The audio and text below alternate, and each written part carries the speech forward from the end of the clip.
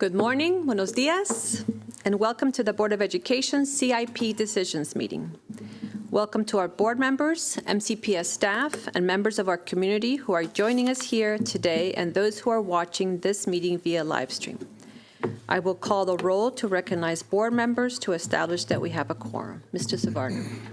Pernille Savarna, student member of the board. Good morning, Shebra Evans, District 4. Good to see everyone.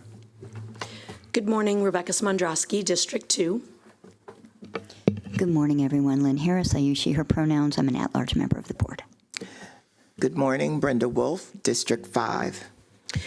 Good morning, buenos dias, Grace Rivera Oven, District 1. Good morning, Julie Yang, District 3. And I'm Carla Silvestre, President of the board. We will now begin the meeting with the approval of the revised agenda. Move approval. Move approval, sorry. Can I get a second? Second. All in favor, raise your hands. And that is unanimous. We will begin with item 3.1, Superintendent's recommended fiscal year 2026 capital budget and amendments to the FY 25 through 30 capital improvements program.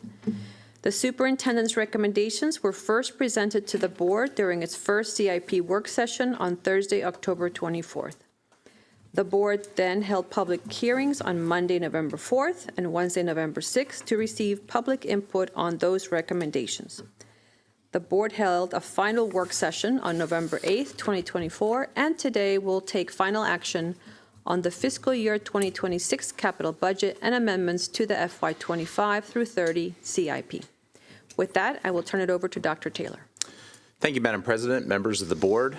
First, I want to thank all of our community members, parents, staff, and students for their advocacy throughout this year's capital budget and capital improvements planning process. We heard from our school communities loud and clear that there are significant needs in our school buildings, whether it be heating, ventilation, and air conditioning concerns, leaky roofs, or program constraints due to the physical footprint of the buildings. While the capital improvements program focuses on capital improvements, we also heard about many challenges that we're facing from a maintenance standpoint, which we need to address in our operating budget, which is coming up soon. Staff have discussed the next steps that we need to take, such as improving communication with our school administrators, reassessing our approach to project management, and updating our facility condition index, formerly known as our key facility indicators, so that we can make well-informed, data-driven decisions while developing our next capital improvement program. As discussed during both work sessions, fiscal year 26 is the second year of the biennial capital improvements program review process. Therefore, only projects with expenditure or appropriation changes needed in the second year of the adopted 6-year capital improvements program are considered for amendments to the capital improvements program. My goal this year and for this year's recommendation are clear. Exercise financial stewardship by maximizing our taxpayer dollars and keeping our major projects whole. My recommended capital improvements program totals $1.853 billion, the same as the adopted capital improvements program. So there's no change to the total dollar figure of the CIP. The highlights of this amended capital improvements program include the following. Maintain the completion dates of all capital projects included in the adopted capital improvements program, provide additional funds to address cost increases and complete the build out of site and project elements such as auditoriums and athletic fields, provide additional funds to increase our heating, ventilation, and air conditioning countywide systems project, reallocate expenditures from previously approved countywide projects to make our major projects whole, and finally, to transfer the remaining balances from prior projects to reduce the funding gap due to a state aid eligibility reduction. Next year's capital improvement program will be an on year in our biennial planning process, meaning that the County Council will review the entire capital improvement program. I I want to be transparent with our school communities that our work from now until next year's recommendation will focus on data collection and prioritization. We need to prioritize our needs throughout the district so that we can add funding to critical areas of need and other major capital projects to address the infrastructure needs of the school district. Staff in the Office of Facilities Management are here to answer any questions before your vote on my recommendation for the fiscal year 26 capital budget and amendments to the fiscal year 25 through 30 capital improvements program. I'll now turn it over to Ms. Dana Edwards, our Chief of District Operations, to lead a brief presentation. Good morning, Dr. Taylor. Thank you, and good morning, Board President Silvestri, as well as other members of the board. As Dr. Taylor shared, we are here to provide the recommendation for the CIP for this year, keeping our major projects whole. We've had conversations with our community as well as our work session with the board, and today we will hopefully finalize that discussion with you and have any additional answers to questions that you may have. I'd like to turn it over to our team, who's done an absolutely fantastic job going through this process. All right, good morning. Dr. Taylor noted the highlights of his recommendation. So at the top of this table, you'll see the 4 increases with Crown, Northwood, and Charles W. Woodward High Schools, as well as the HVAC PDF. We also have the reallocation of previously approved projects, which are the BIMPI, the early childhood centers, and the 4 elementary schools with major capital projects and the sustainability initiatives. We also talked about the reduced state aid eligibility for the Woodward project, as well as the available funds from prior projects, which get us that net, not net zero, but the same request as the previously approved. Next slide. So these were the 4 highlighted projects that needed the increases. We had $28 million for Charles W. Woodward. That's to complete the interior fit out of the auditorium and other associated spaces. $20 million for Crown High School, which was also to complete the interior of the auditorium and other classrooms and labs, as well as stadium turf. And then the $5 million for the Northwood High School stadium, as well as a $4.5 million increase for HVAC. Good morning. So while not included in our request, we wanted to provide an update on one of our projects that is included in the overall CIP. That's the Bartonsville Elementary School replacement project. Their bids. The project went through a bidding phase recently, and we received the bids, and we're still working with the designers as well as the construction managers to finalize the numbers. This is a 99,500 square foot facility that's going to be on a new site and with a capacity of 796 students. And this is designed to be our first net zero school in Montgomery County. So the guaranteed maximum price that we received from the construction manager that we're currently reviewing is will at $57.5 million will exceed the current budget by $3 million, but we are still working with the construction manager and the design team to evaluate value engineering options. So we will be bringing the funding recommendation as well as the approval of that guaranteed maximum price to the board on December the 5th. The completion of that school facility is scheduled for August of 2026. Next slide, please. So this is just a reminder of all the things that we have been talking about for the past few weeks. The recommended CIP total is $1.853 billion, which is the same amount as last approved CIP. $21.6 million is needed to address the revenue shortfalls, and this is the off-year CIP amendments that Dr. Taylor has already talked about. We're doing foundational work for us to allow to come back to the board next year for a full CIP, full new 6-year CIP request about this time next year. So we're here to seek the approval for the board, and we're open for discussions. I will turn to my colleagues to see if they have any comments or questions. Ms. Harris? Yes, just one for me, and we did talk about this briefly at the Fiscal Management Committee meeting on Monday, and that is and this gets to we've heard a lot from our Bethesda Elementary School community about their concerns about overcapacity and crowding issues. And the superintendent and staff have responded thoughtfully to those comments, outlining a couple of long-term and a possible short-term solution. Long-term solutions were not be anything that we were talking about today, but just wanting to make sure we're clear about the opportunity that may exist for what this community's asked for is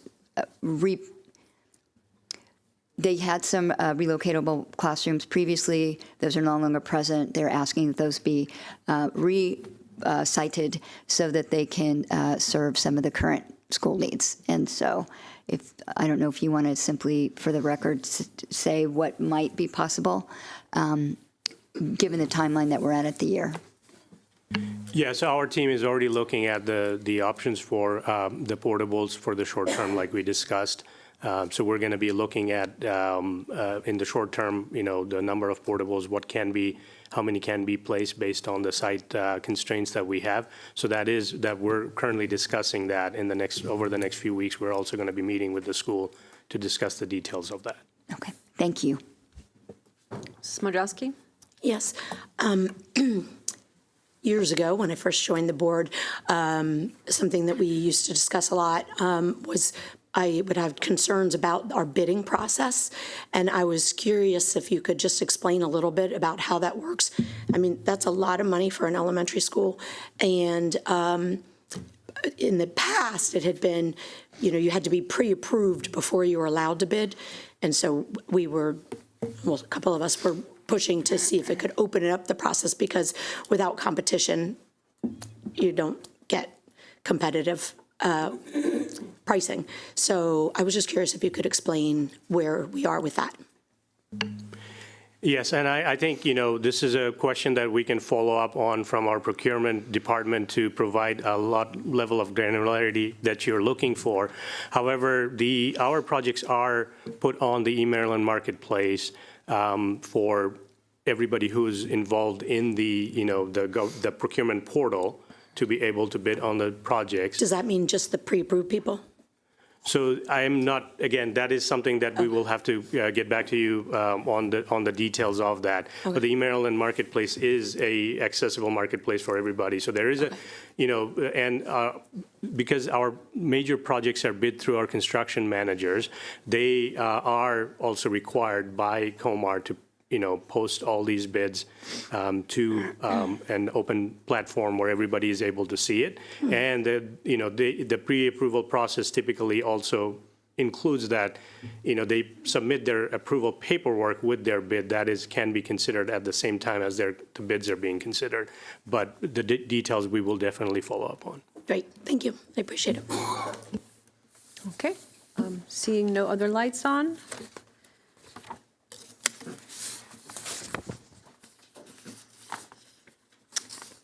Can I get a motion to move the resolution? So moved. Do you want me to read the final resolved? Or is that I thought that was after everything, but. We can read the resolve. Okay, and perfect. then if I'm correct, then Thank it you. bounces back. Okay. So be it resolved that the Board of Education approve a fiscal year 2026 capital budget appropriation request totaling $169.9 million, an additional $21.6 million in local revenue sources during the 6-year period to address the reduced stated eligibility for Charles W. Woodward High School reopening project, and an amended fiscal year 2025 to 2030 capital improvements program requesting totaling $1.853 billion, as indicated in Attachment A, and be it further resolved that the Board of Education approve the fiscal year 2026 state capital improvements program request in the amount $53.3 million, as indicated in Attachment B, and be it further resolved that the Board of Education approve the individual capital items included in Superintendent's recommended fiscal year 2026 capital budget and amendments to the fiscal year 2025 to 2030 capital improvements program, and be it further resolved that a copy of this resolution be transmitted to the County Executive and the Montgomery County Council. Move approval. Second. All in favor, raise your hands. And that is unanimous. Thank you. Next on the agenda is item 4.1, contract approval for request for proposal number 4998.1, boundary study consultant. I will turn it over to Dr. Taylor. Thank you, Madam President, members of the board. This is tremendously exciting. As you know, Montgomery County Public Schools is expanding its high school portfolio and will complete 3 major high school capital projects for the school year beginning in August of 2027. And that despite our excitement, this will cause a lot of concern and a lot of interest in our community, and it is in our interest to proceed with care and with a lot of thought, and that is how we are going about our approach to establishing new boundaries for these school projects. The Board of Education adopted the boundary study scope to determine the service area for the reopening of Charles W. Woodward High School on March 28th of 2023. A resolution was adopted on March 19th of 2024, a year later, to include an updated timeline and hiring a consultant to support MCPS staff with the boundary study process. Also on March 19th, 2024, the board approved the boundary study scope for the opening of Crown High School and the expansion of Damascus High School. Due to the extent of each of the boundary studies, we issued a request for proposals to facilitate a school boundary review on behalf of the school system on September 9th, 2024. Today, I'm recommending that the Board of Education approve request for proposal number 4998.1, a boundary study consultant recommendation for the new Crown High School, the expansion of Damascus High School, and the reopening of Charles W. Woodward High School boundary studies. I now turn it over to Mrs. Dana Edwards, our Chief of District Operations, and our facilities team to answer any questions that the board may have, and we've got, I think, a short presentation to go through.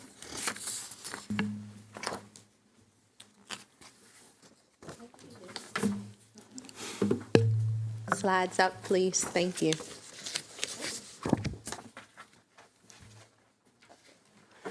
Yes, so as Dr. Taylor already talked about, we have Charles W. Woodward High School that will be completing in 2027. The boundary study, the map that is shown on this screen demonstrates the boundary area, current boundary areas for the high schools that are going to be involved in that portion of the study, which includes Bethesda Chevy Chase, Montgomery Blair, Albert Einstein, Walter Johnson, Kennedy, Northwood, Wheaton, Walt Whitman High Schools, as well as the associated middle schools. Next slide, please. And for the Crown High School expansion, for the new Crown High School that is also opening in 2027, this map shows the high schools that will high schools and their current boundaries that would be also part of this study. Those high schools include Winston Churchill, Clarksburg, Damascus, Gaithersburg, Richard Montgomery, Northwest, Poolsville High School, Quince Orchard, Seneca Valley, Watkins Mill, and Thomas's Wooden, as well as the Associated Middle School. And I'll now pass it over to Ms. Edwards to talk about our vendor selection process that we just went through. Recognizing the board's interest, if we looked at the last 2 maps, that's pretty much all of Montgomery County, except for a few parts of Montgomery County. In addition, we know that community engagement and feedback is critically important to us in our decision-making process, as well as the feedback that we have heard either anecdotally, written, or formally from our community members around this. So we thought it was important prior to bringing forward a selection of a vendor for board approval to engage our community on the front end. Prior to the when the submissions were received on October 31st, we did host a meeting with some of our community advocacy groups, internal staff members, to discuss and start to socialize what we are about to undertake and really being able to open these 3 locations, as well as transform some of the work that we're doing in the county. We also spent time with the different offices within our district, as well as visiting each of our professional learning communities for our elementary, middle, and high school principals, our school business administrators, as well as discussing with our association leadership. We did have one vendor who submitted the proposal, and so that's why it was even more important that we were not isolated at that table bringing forward a decision that no one else had to be part of. We did invite, it was about 10 or 12 people to come in and be a part of the conversation with the vendor who applied, asking questions, determining what they know, their experience, how does that fit in with what we really are seeking to do here in MCPS. And that vendor spent about 2 hours with us, very willingly, which was really good.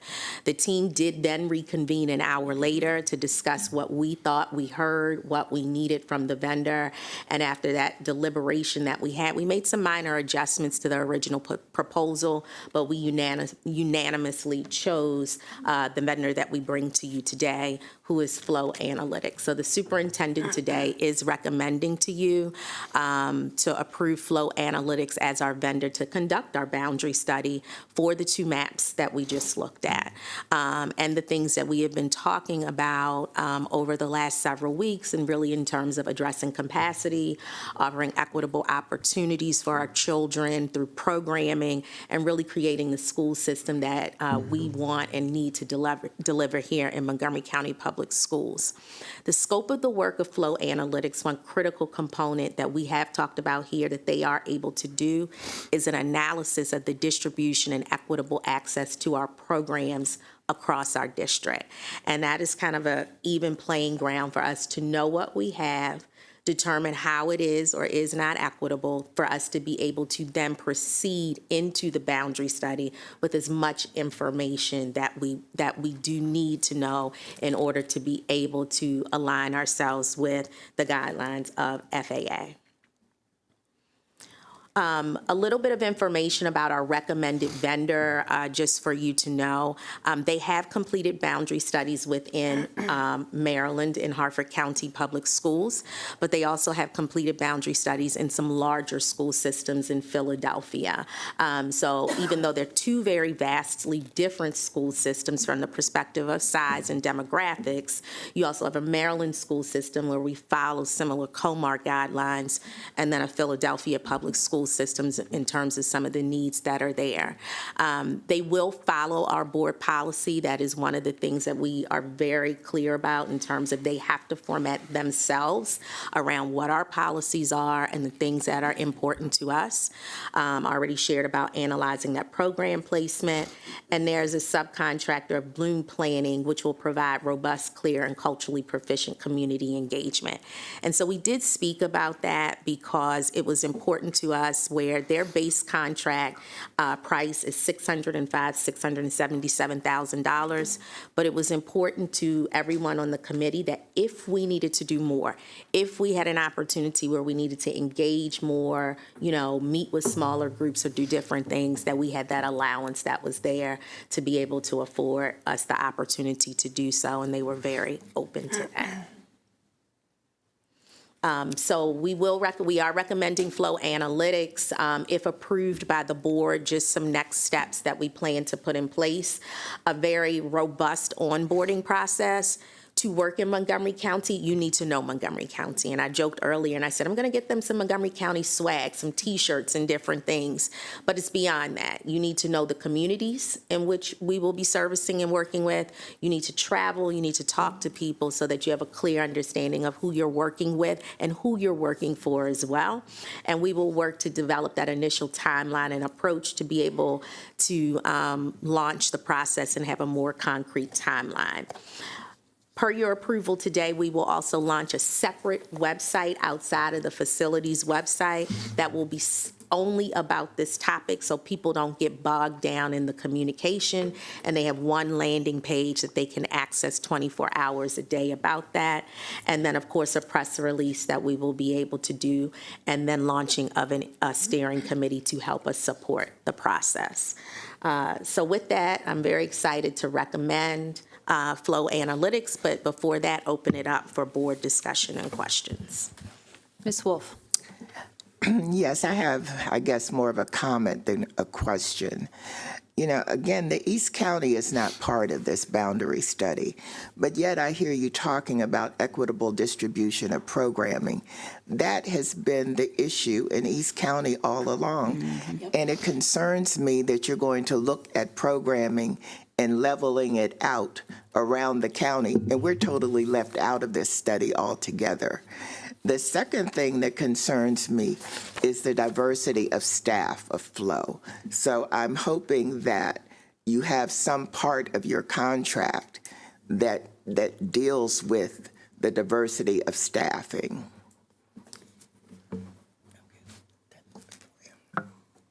Did you have any I comments? did. I just saw another light. I wasn't sure.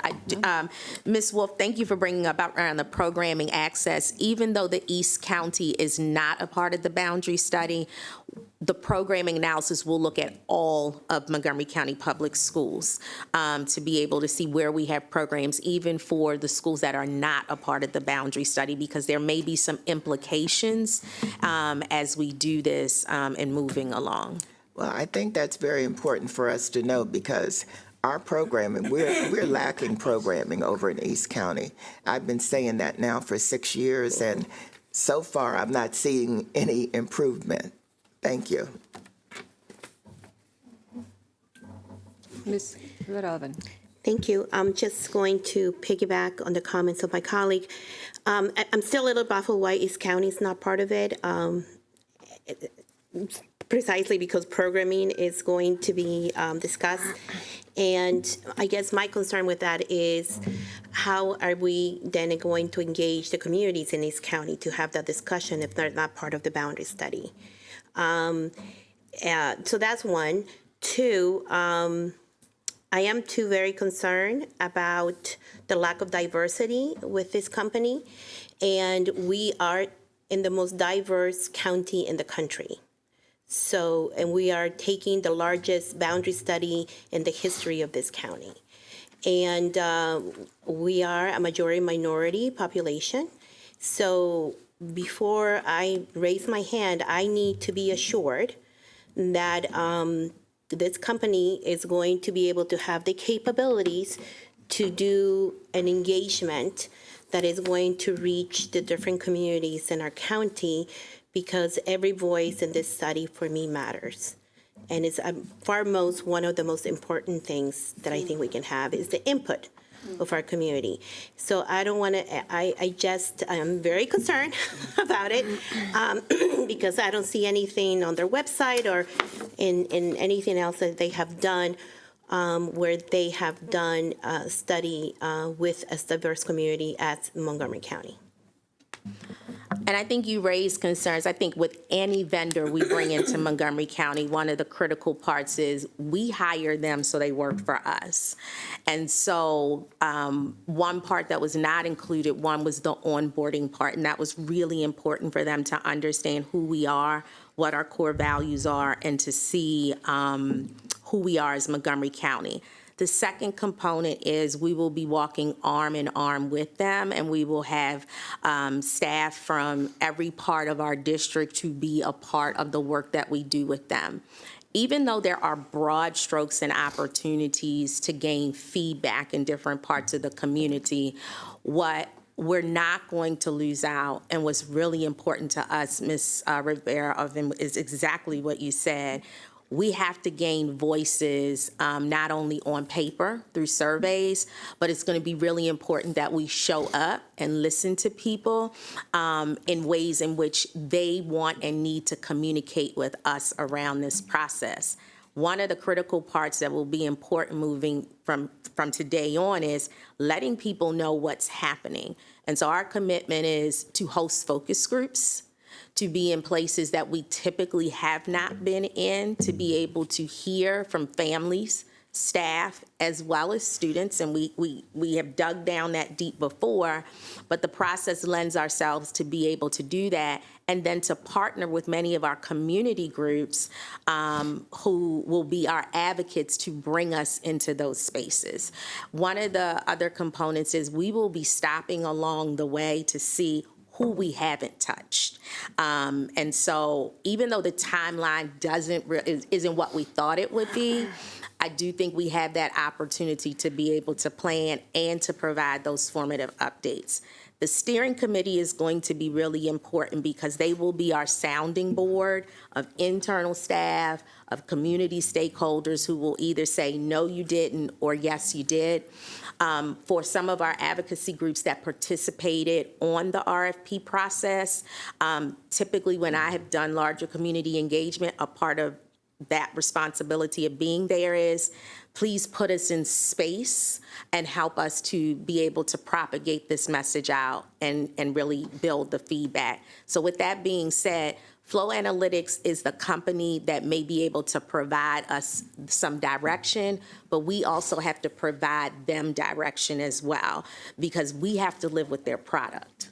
And we want to make sure that people are not marginalized in this process and things just happen to them. That wasn't the board intent, and that's not really our intent from the beginning. And so I appreciate you saying that, because this is opening up everything, and our goal is to be able to hear from everyone. And Ms. Edwards, excuse me, Ms. Edwards, I appreciate the feedback, and I know that we're gonna be working with them and directing them. But more importantly for me is the expectations that we set before that, and that is very, very clear to them what we want from them, even in our contract. Right? So one thing is to guide and one thing is to work along folks. Another thing is to say, these are, we're hiring to do a job, but this is the makeup of our population.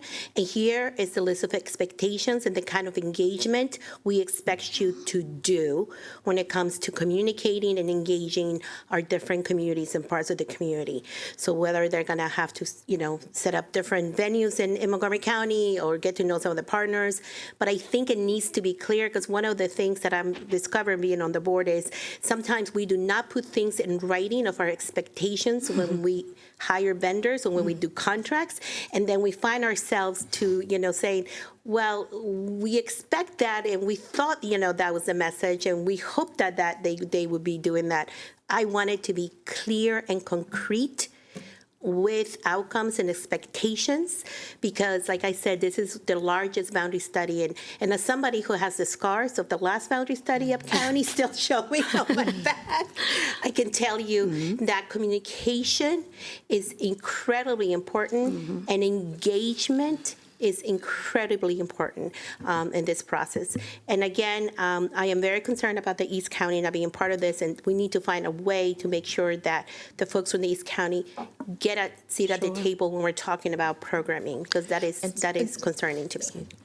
We'll go back to the contract for the two items that you and Ms. Wolf talked about for inclusion in those components, especially around the engagement, which we did speak with them about directly when we had the conversation. Those are a lot of the questions, but ensuring that the program review is for all of the county and making sure that's included in the contract. Well, I think Ms. Rivera-Oven makes a good point. It has to be in the contract, Right. the expectation, not just that you have relayed it to them, because otherwise you can't hold them accountable in the end if you're not satisfied with what they've done. Thank With the you. programs aspect as well, I think. And Ms. McGuire, you were going to say Do the something? inclusion. So I really just wanted to say too that I think the program aspect is obviously a very large conversation as well, and I think that we know that we also have broader countywide analysis to do about all of our programmings, how they are offered, what's the equitable access in the county, what's the range and the how and the where, and some of that work will, I believe, likely need to extend past this particular exercise. So, we have to account for programming as part of this. We absolutely want to be attentive to the implications of that across the county, but we know that I don't know that we have an expectation that we will address all of the programming questions in this particular contract, because we want to focus on the boundary study, and then also we'll carry that work forward into some further analysis of our programming offerings generally. So I think we want to look at that in a couple of stages. I just want to respond to that. No, I understand that you can't address all of the programming issues as part of this contract because it is a boundary study. But that is an ongoing issue, and somewhere I want to see some change. I want to see some equitable spreading of programming. But it's just a consideration that as long as you're looking at programming, you ought to also identify the programming that's available in the East County and what is lacking over there. Agreed, absolutely. And can I just ask you one other question, and this is for you probably. Are you asking us to vote on the amount of this contract because all of this is not in the current contract? Or are you asking us to vote on the content of the contract at this point? Because it's the content that we're talking about right now.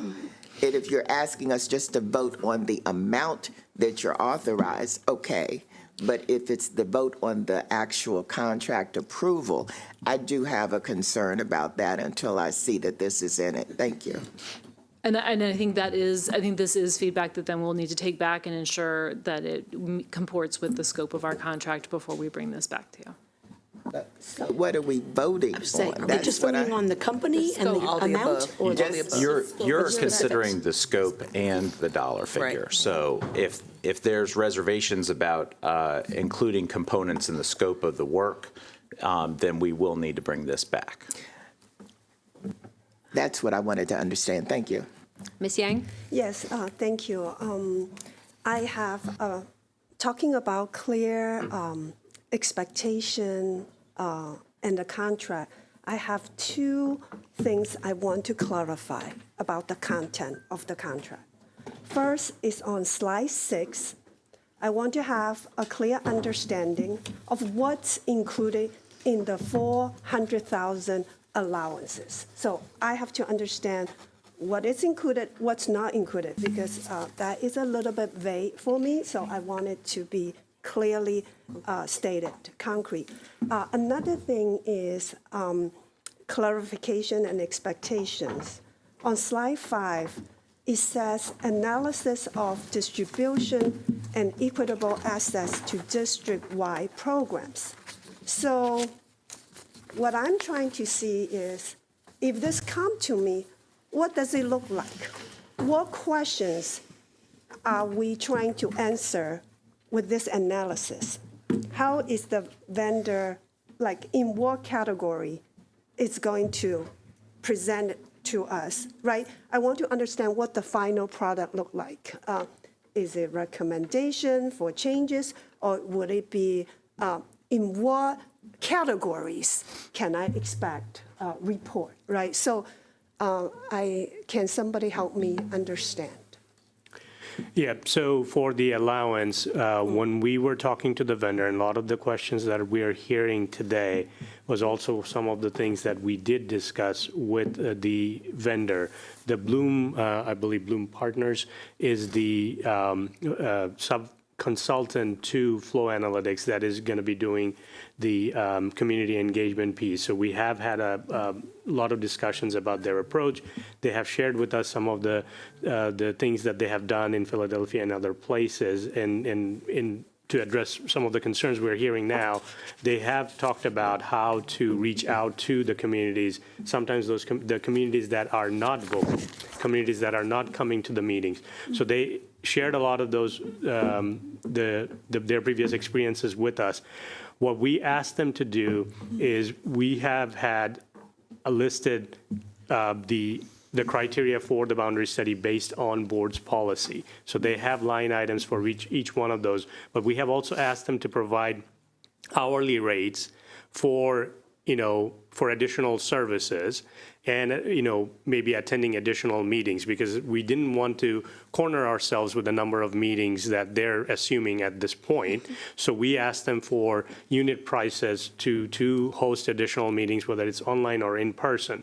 So the allowance is set aside for us to be able to not be limited to what the assumptions are currently, because this is going to be an evolving study as we go through, as Ms. Edwards has already talked about, that as we go through and discuss the extent of the study and the plan, the scope could be added. So we wanted to be upfront about it to get the unit prices from them. So this allowance would be used based on the unit price that they have already given us, we can add additional services as we see fit. So that $400,000, I mean, right now, we can't sit here and say exactly how it's going to be used, but it is going to be used per the unit rates that they have provided us. So that allows us to add additional services as we need going through the study. Mr. Mahmoud, what I'm hearing is this $400,000 is maybe used for community engagement, maybe used to any change of scope of the contract? No? So I think I would need a little bit clearer So I think I can illuminate some of this, and this is not irregular for something this massive. You may have a community engagement event that is not representative or not well attended or not very engaging, and the consultant may come back and say, look, we didn't get a whole lot of new information from this engagement. We would recommend that we re-engage at another time. Well, there's a bill associated with that. And so being mindful of that, we don't think it's a good idea to come back to you and keep asking for more and more money as the project continues to go on. It does make sense for the board to allocate some allowance to account for some of those game time decisions that need to be made to make sure that we're comprehensive enough. I think it's a good idea to think through that not everything is going to go as smooth as you intend it to go, or for it to go according to plan all the time.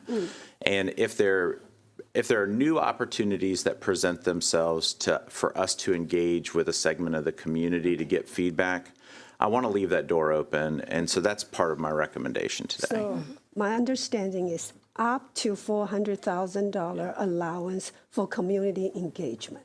Okay, then can you answer my questions about what will the final product, what can I expect from the district-wide program analysis?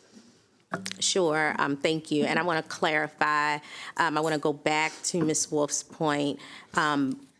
Even though that the Northeast is not included in the boundary study, the goal is to look at all of our programs that we offer in Montgomery County Public Schools. Every single program that we offer within Montgomery County Public Schools, from the ones that we are required to offer because of state regulation, to the ones that are specific school offerings and specific programs at schools. What we will receive, one, is what do we offer? Where is it offered? So if we offer two-way immersion programs, in what schools do we offer those programs? What parts of the county are those programs? And then who is enrolled? Looking at that from the perspective of our demographics of who's enrolled, and how do they get there? Are they transported? Are they not transported there? So that gives us a viewpoint. One of the artifacts that the company showed us was a heat map of the programs.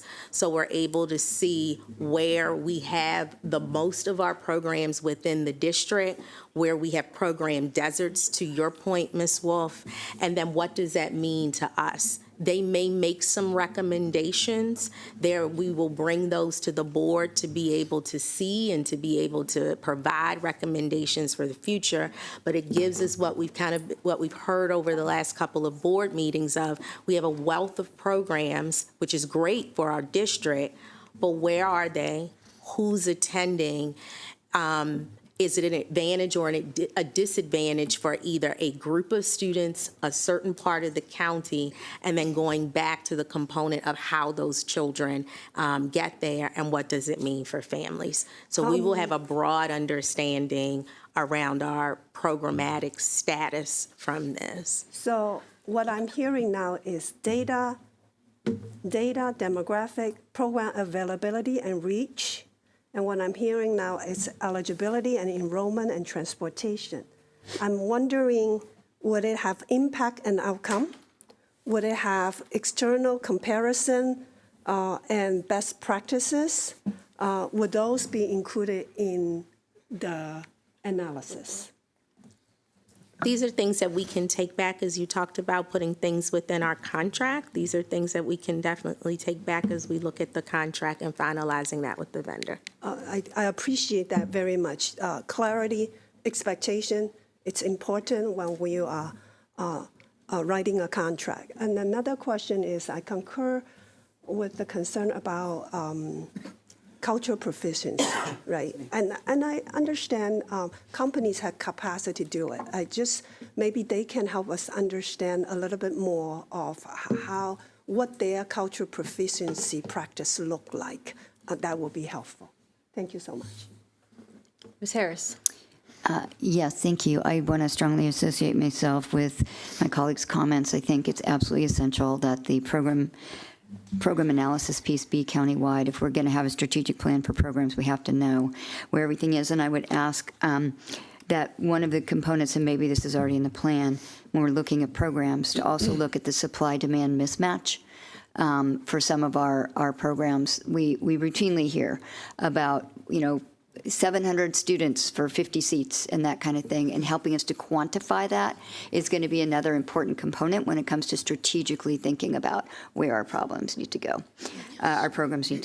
And Ms. Edwards, could you be a little more specific about the information on slide 4 that says there were minor adjustments to the original proposal?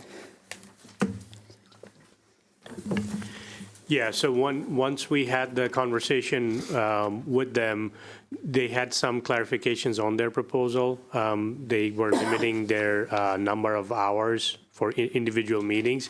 So one of the things we went back to them and said that we really don't want to box ourselves for a 1-hour meeting if we're either meeting the community or we're meeting the stakeholders. So we essentially went back and asked them to delete that limit on the number of meetings in their proposal. So that's the adjustment that was made. So that's the revised proposal you're looking at. Okay, thank you. And then I very much share the concern of Ms. Rivera-Oven. I have heard from some folks on the stakeholder group that were concerned about the lack of diversity in Bloom, who's handling, I guess as a subcontractor, the communication engagement piece.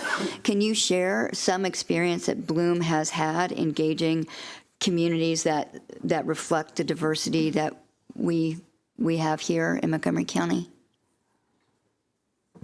So yeah, we had an extensive conversation with Bloom, and that was one of the questions that was asked by the review panel.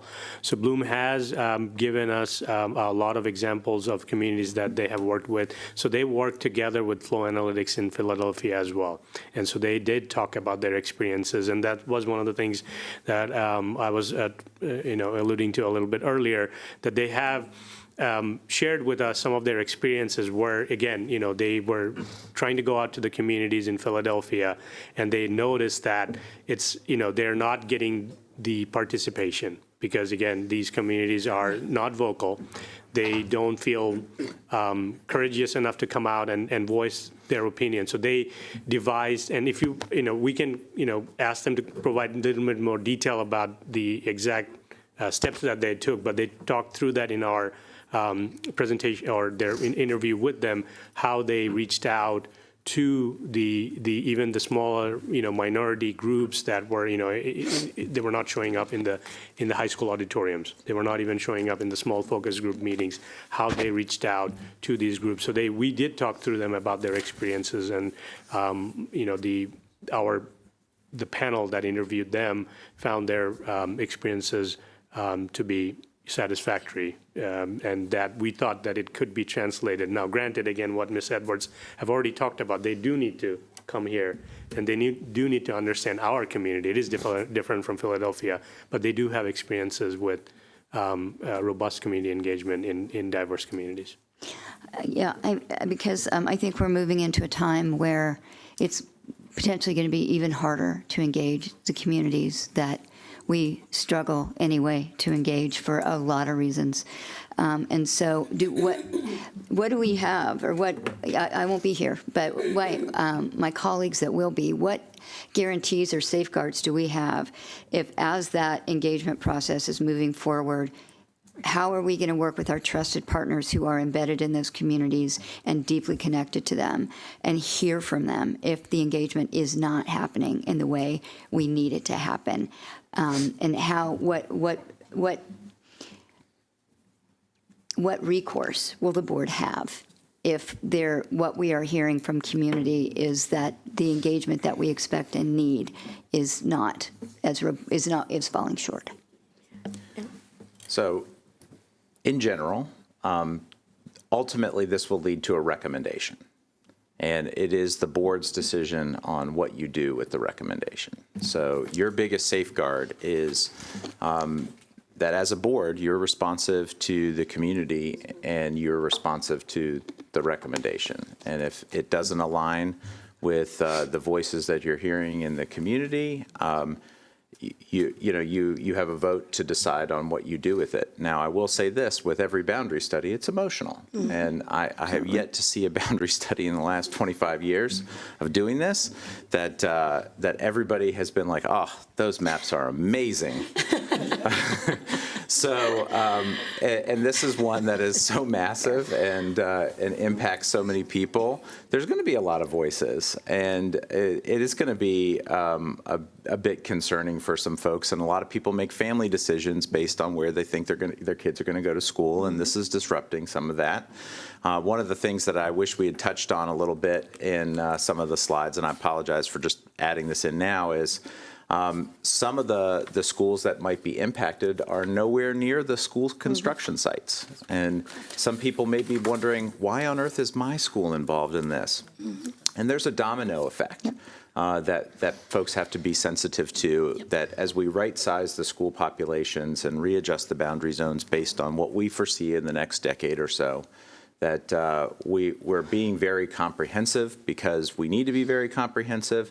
And this may reach into some far corners of the county that may not seem to be impacted, but will be impacted because of shifts that we'll need to make to rebalance the student population. Yeah, I appreciate that. And what I want to make sure is that we don't get to the end, or the board doesn't get to the end and say, nope. What I'm really more interested in is hearing how we have a plan to kind of formatively evaluate the processes as it's moving forward and adjust if the board is seeing that the engagement is not what we hope it is. And Ms. Harris, once we sit down and design the timeline with flow analytics, we'll be able to put those stop gaps of where our formative checkpoints are, excuse me, to be able to broadcast out to the board. One main interest that we have is, I apologize. One main interest that we have is identifying a time where people know that we're going to share information, whether it be monthly, whether it be every 5 weeks, that people know something is coming out regarding where we are in the process, because we all know when you say nothing, people make things up. And so then we spend more time kind of undoing what people know what's going on. So we want to be able to design that. We also want to be able to use our steering committee to help us guide us in when are good times to do it and what's the best way. Is it written? Is it video? Like, what is the best way so that we get to the most people along the way? So that will be coming after we do the onboarding process, probably sometime around the end of January, but we will have to say something prior to then. Yeah. Thank you. Mrs. Mondrowski? Yes, so I don't want to rehab everything that's already been said. I will just strongly associate myself with all of the comments that have been made so far. A couple of things, I'm hopeful that the last boundary study we did, as everybody is aware of, was not a happy experience for anyone. And I do know that some, our community outreach groups took a beating and whatever. So I'm hopeful that this will be way less contentious, but I do think that it's important for me that we all learn from our history. And even in terms of the outreach, the community outreach, where we do it, going to religious organizations and meeting the stops at the bus stop. If we can get good engagement in our school year calendar, we really should be able to get good. And your office has done a good job of improving that since over the years. But just making sure that, text messaging, not just an email, not just putting something on our website, because not everybody goes to those things. We do know that a lot of families that don't have access to internet or have jobs that don't allow them to be checking their emails and whatever, a text message works better. And just making sure that we're putting these meetings in places that people can get to them. When we did the Gaithersburg boundary study, for example, there was a big upset because it was about Gaithersburg Elementary, and they didn't even hold a meeting at Gaithersburg Elementary, and that's a 92% walkable school. So nobody went, and we accepted that, and that can't be okay in this process. With the programs thing, the other thing though with the meetings, let's please figure out a way of making sure that's not the same people just going from meeting to meeting to meeting like it was last time. And because we all know that generally people engage when they think there's a problem rather than if everything seems okay. So I just want to make sure that we're not just getting the same people with the same concerns. And then the last thing I want to say is I'm very pleased to hear that you're including the full county for the programs thing. I do hope that's in the contract, written on paper. But I also am curious as to whether or not we are far enough along to include what the return on the investments are in a lot of these programs, because it's something that we've been saying we're analyzing for a couple of years now. And I do think that if we're potentially changing where programs are or what programs are offered, it might be a good time to include what programs maybe don't need to be offered anymore, or make changes. And I know that's hard, but I just wanted to put it out there. And I'd love to add to that. Yes. I will say that in my brief 5 months in your service, I haven't seen enough robust evaluation of the programs that are in place. And I actually think this is a tremendous opportunity to do a couple of things. With a couple new schools coming online and one school expanding, it's almost like you've got a reset timeline between now and the fall of 2027. In which we really could reimagine what programmatic offerings look like and give us a long enough runway that if we need to make changes, make adjustments, be a little bit more responsive to the future labor market or be a little bit more responsive to some of our student interest and programmatic needs, that this really does give us both a deadline and a runway in which to accomplish that goal and to do that work in earnest. I think that there's been efforts that have started and stopped, interrupted, paused, restarted, not thorough. And so this really is a chance, I think, for us to do something very comprehensive and with a pretty clear deadline. Yes. By the fall of 2027, we do need to make some really concrete and hard decisions about what programs need to go where, and what equity of access looks like, and how these new schools might be incorporated, and what could be expanded and what couldn't. And so I think that this is as much an opportunity as it is a challenge. But we hear the board loud and clear, and we've also heard this from the community, that they want to see things in different parts of the county and that they want greater access. And they also want greater equity of how they access some of these programs with things like transportation and whatnot. And so this is really a great chance for us to think through all that.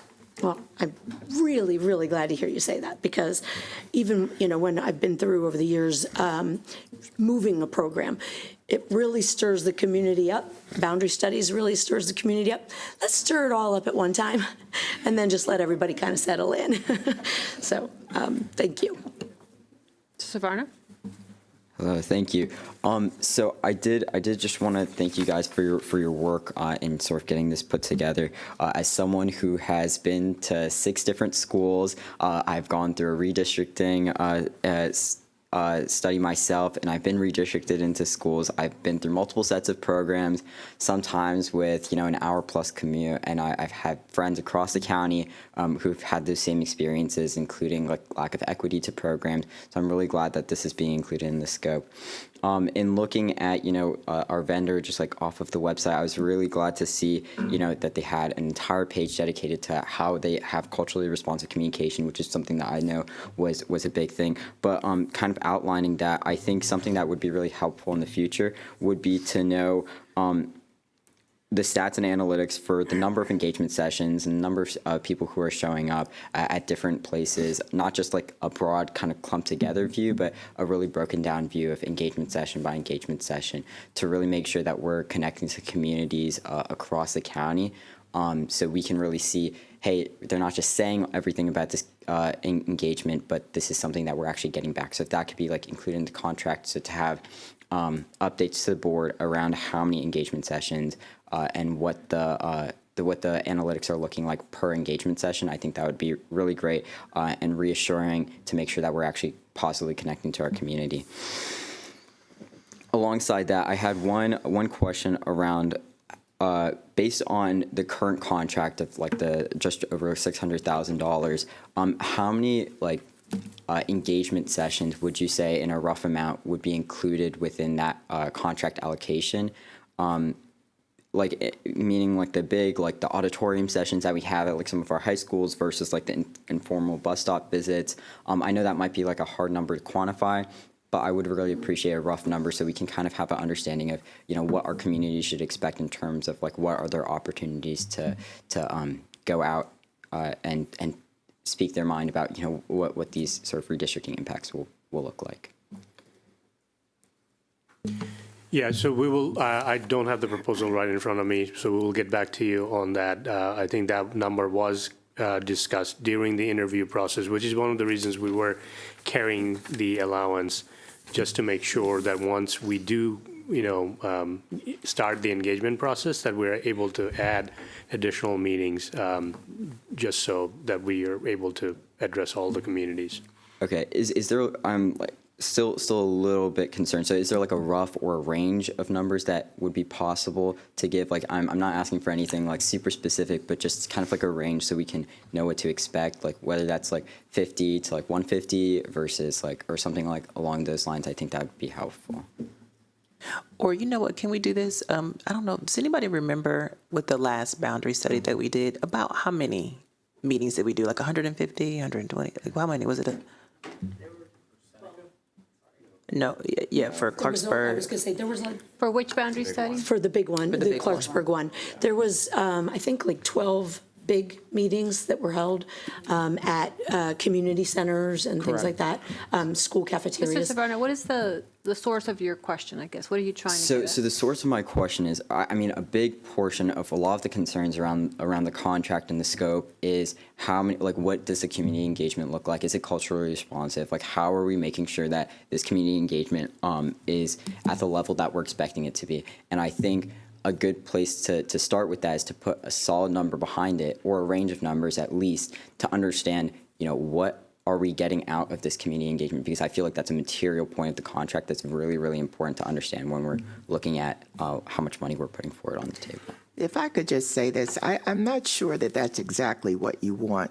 I think the updates that we get broken down by the analytics will tell us whether or not there is sufficient number of meetings. And they have the 400,000 to be able to expand if we're not happy with what we're seeing. Yes. So I think for the moment, we could go with the number they have. I think what concerns me is the language. I'm not necessarily prepared to vote today, and the amount is fine, but I would like to see the language you're going to put in there to address this concern about diversity of these community meetings and discussion about programming in East County being included. Thank you. Can I just ask too? Last time we did this for the Clarksburg thing, the company came and gave the board a presentation with their expectations of what they thought the overall project was going to look like, broken down. They had timelines broken down. They told us specifically how many meetings they were intending to have, and if they could do something like that after you all have figured all that out, it would, I think, bring board members a much bigger sense of comfort and let the community have the opportunity to see that we're not just being like, yep, go ahead, do what you want, it's all good. I think that would be really helpful. Mr. Savarno? Yeah, so I'm just going to kind of run back to my question one more time and say, like, I understand, like, being, like, the updates to the board would provide kind of that ongoing updates on how many sessions have been done, but I just want to know, long range, is there an estimation of the number of engagement sessions we can expect, right? Even if that number isn't solid, if there's a range of numbers, it's just like, I feel like it's a pretty, like, material point of the contract that I just want to know. We don't have it right now. We can go back into our records. If somebody can check, we can go back into our records to be able to provide it. That was one of the main reasons why we added the $400,000, because we wanted to be able to pivot for any reason if that wasn't enough. And so I'll have, if the team can take a look at what we were provided, we can share that with you. Okay, and yeah, again, I appreciate that $400,000 allowance that would kind of go into making sure that we had the number of engagement sessions that we needed. And can I provide, it's 10 sessions that they are recommending to us, which was one of the main pieces in terms of the conversation that was had within the RFP discussion with the group to be able to escalate us beyond that. The other part I would add is we want to make sure that they're quality sessions and they're well attended by the people that we need to attend, So 10 sessions, I guess, okay. That's a minimum. Okay, at a minimum. What would the $400,000 at a max level get us in terms of more sessions? I will have to do the math, so this is something we can get back to you, because it depends on the types of meetings. So we talked about different kinds of engagement.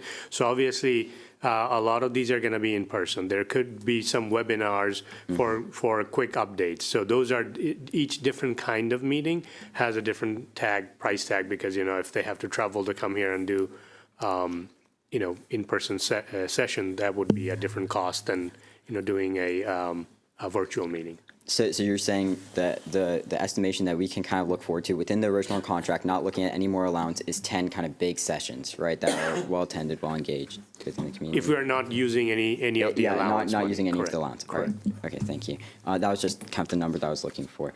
So kind of continuing with my questions, I know it was asked before, I just want the final answer here. So the scope includes all schools for the program analysis, correct? Yes, okay, thank you.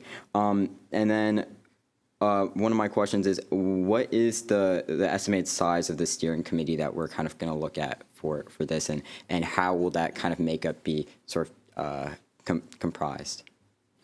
I don't have the size of it, but we definitely have to think of the different offices within our district, because everyone will touch it, in addition to having a diverse group of our advocacy members that are with it. We extended the invitation to many of our advocacy groups and parent groups, our MCCPTA, our Black and Brown Coalition, LSAG that we've worked with over the years, as well as people who have been on our calendar committee that has been a very diverse group of folks. Not everyone attends. However, that does not stop us from engaging them in a different way. So I don't want to necessarily say the size will be this. I do think we have to be flexible, but we can't be so ginormous that we're not able to evaluate really what's going on. But it's going to be important that as we go through these broad sweeps and/or these smaller engagements, that we have an opportunity to bring it back and for folks to say, this is what we need to do next. This is where the void is. Did we think about this? This may be a hot topic. Got it. I appreciate that. And then I'll kind of bring it back around. So I'm just glad that we have like kind of that clear work outline with like our advocacy groups and how we're going to engage them in making sure that, because they're the ones who are within our county, the ones who are, you know, boots on the ground every single day and can get kind of that support rallying to make sure that we have that culturally responsive engagement that we're really striving for. And then my final question is, if the programs are being evaluated within the study, wouldn't it dynamically like alter the makeup of the schools like that aren't included in the boundary study if, you know, we're talking about potentially placing, because from what I'm understanding is one of the things that we can ask for back from them is where we might want to place programs or something, things along those lines, wouldn't that alter, if it's a school, for example, in the NEC that's not included in the current redistricting process, would that alter the makeup of it? And then why is it not included in the kind of redistricting scope then? So everything we look at within this study is going to be a domino effect. It's going to positively, possibly negatively impact one thing over another. And so when we look at these pieces, we do have to kind of understand the interconnectedness and really kind of look at it through an equity lens. So yes, the NEC was not included in the board-approved boundary study at the time in which it came forward. It was only the areas that were identified that we put up on the map. With that being said, though, our programs are everywhere. And one of the things that we know in terms of, and what we've talked about is, with our programs being everywhere, are all children able to get to them? So I think we have to be careful in looking at where the program, the decisions that we do need to make about the programs, but we cannot embrace or walk into a boundary study without doing those first. Okay, I know I said that was my last question, but I'll just leave off with a comment. But my final thing is, having been through, seeing, because I live up in Clarksburg, right? Having seen, multiple different elementary schools, pop up over the course of years, and having, known in the community at the time what they had been saying is, you guys need to start building these schools bigger because the community is going to quickly outgrow these schools. I really want to make sure that we're future-proofing our work here right now to make sure that within the work that we do, right, we're understanding that, really listening to the communities beyond just, what the analytics might say about what the growth of the community might look like. And I think that's just important. And then again, for program analysis, really kind of digging deep into that, knowing that, there are students who don't have access to it right now. I've been on Hour Plus bus rides to get to my program before, and it's not sustainable. So thank you. Ms. Yang? Yes, so I think listening to the conversation, I think I get a sense we all appreciate that the boundary study is not only a logistical decision, but is deeply emotional and personal. And I think we have that in common. So for me to look at this contract, I need a bit more clarity on the program study, program analysis. What's the deliverable for that analysis? What's included in that deliverable? So that is. So I just wanted to ask Dr. Taylor, what are the implications of delaying the vote today? Since it sounds like the people want to see a little bit more detail about the program. Absolutely, and I would say you do have a resolution before you, and I'm certainly comfortable with the board tabling this resolution to your December 5th meeting for action. We certainly can take the feedback that the board has provided today, which has been great feedback, and go back to the vendor to provide greater clarity in the contract and be a little bit more specific in the language. And thank you for the feedback. So thank you for that, and we're comfortable with a 2-week stay, so to speak, until we can move forward with the board's comfort. Ms. Wolf? I just wanted to ask Dr. Taylor, is it possible for the vendor to come in to the December 5th meeting to discuss this Even by before we Zoom? have the vote? We'll certainly ask and make that invitation. And by Zoom, so I don't have to incur travel costs. Sure, they'll come up with some reason. I hear you, but it could be a video. Can it be a video from in here?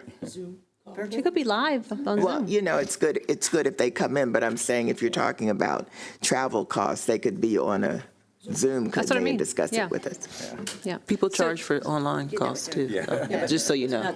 So just to be clear, of why we're not voting today is because board members wanted to see more clarity on the program analysis piece of the boundary study. And board members also wanted to better understand how the company met the standard for diversity programming in terms of community engagement. It sounds to me like they showed it to you, but the board didn't see it, and so there's some anxiety around that issue. Did I get that right, board members? Yes? Okay. Real quick, yes. Yeah. I think for me, it was just about being able to see it within a contract, and I think that would be really helpful. Like, even if it's not the contract, what are the exact kind of statements outlined that will be outlined in the contract? I think that will. So you want to see provide the a lot. contract? Not the contract itself. I mean, just what the statements that are going to be included. Provisions. The provisions that we're talking about Okay. being included. Okay. I don't need the whole contract. Okay.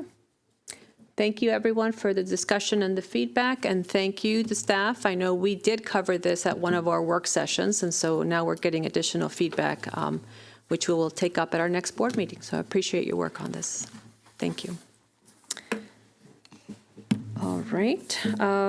Let's see. There being no other business before the board, I need a motion to adjourn. So moved. Second. All in favor, raise your hands. And that is unanimous. We are adjourned. My official